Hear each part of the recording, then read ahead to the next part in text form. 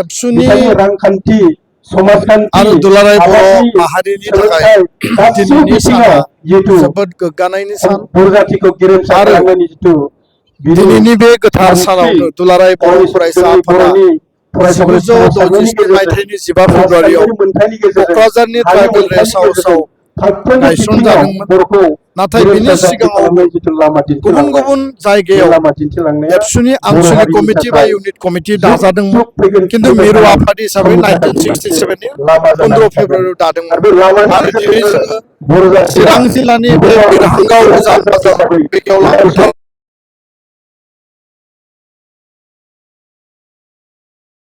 आफादफोरा university college बयबो दिनै गावबा गाव ओनसोलाव गावबा गाव जायगायाव खुंदों। दिनैनि बे गोथार सानाव एबसुआव हाबा मावनानै जायफोरा रुंसारि जालांबाय, बड'लेण्ड सोमावसारनायाव जाय बिर जोहोलावफोरा बिथांमोना मुंख्लं जालांबाय, बिथांमोननि सोरगोआरि जिउमानि आलो गोजोननि थाखाय इसोरनि आरज गाबो।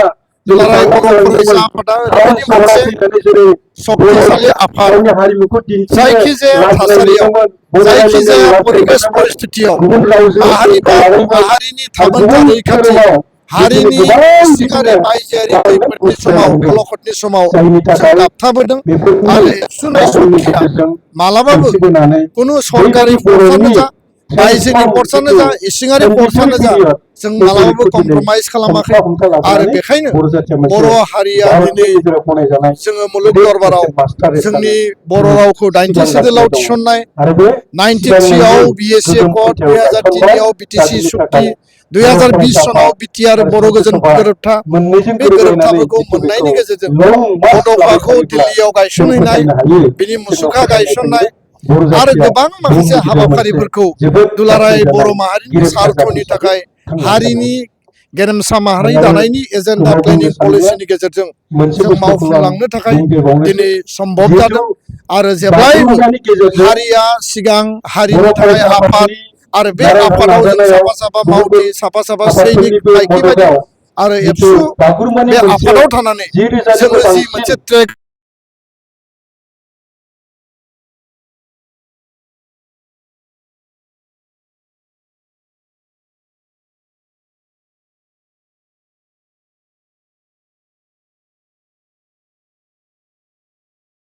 मोनथाय मर्यादा आरो बर' हारिनि गासै बिथिंनि जौगानायनि थाखाय जों हाबा मावलांगोन।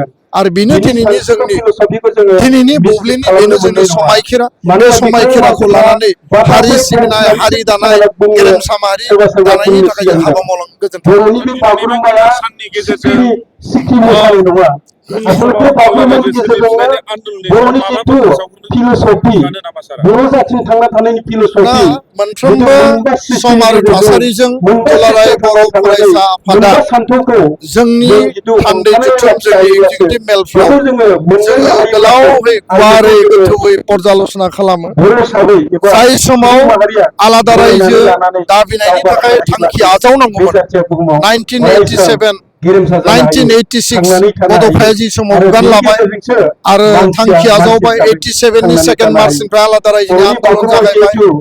बेनि उनाव 93 आव एकर्ड जाबाय, फिन 96 आव आरो एबसुनि दैदेननायाव, बिएलटिनि दैदेननायाव आलादा रायजोनि आन्दलन जाबाय, 2003 सनाव सुक्ति जाबाय आरो 2009 सनाव बिटिसि गोरोबथानि उनाव फिन थामथि खेबनि थाखाय आलादा रायजोनि आन्दलन, एनडिपिनि माने पिस डायलग, बे गासैखौबो ज' खालामनानै 2020 नि पिस एकर्डआ जाबाय।